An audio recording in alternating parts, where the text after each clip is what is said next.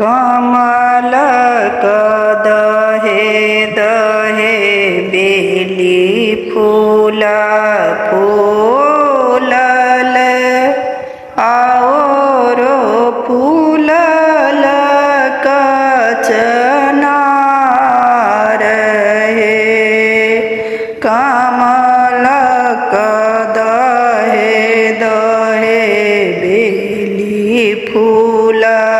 फूलल और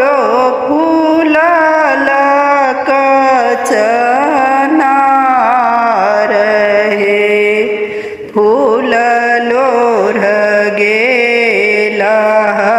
दूल्हा से रामचंद्र दूल्हा लुबुधि रहल छबे मास हे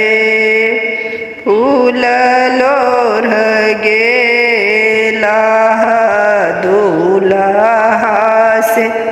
रामचंद्र दूल्हा लुबुधि रहल छबे मास हे घर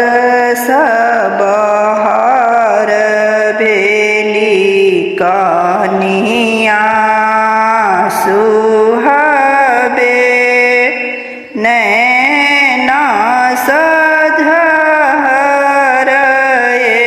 नोर हे घर सब बहार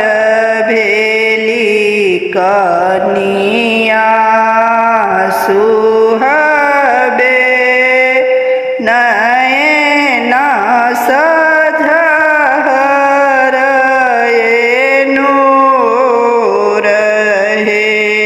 किए मन परल सुहबे माए बाप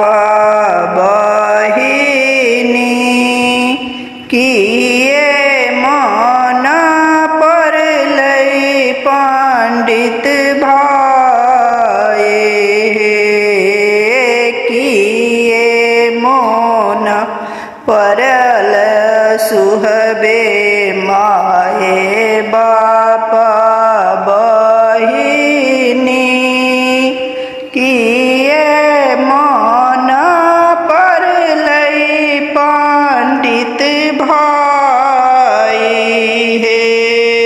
नहीं मन परल सासु माए बाप बहिनी नहीं मन परल पंडित भाई हे नहीं मन परल सासु माए बाप बहिनी नहीं मन परल पंडित भाई हे एक मन परल सासु अहीं केर बेटबा जिनी बिनु पलंग उदास हे एक मन परल सासु अहीं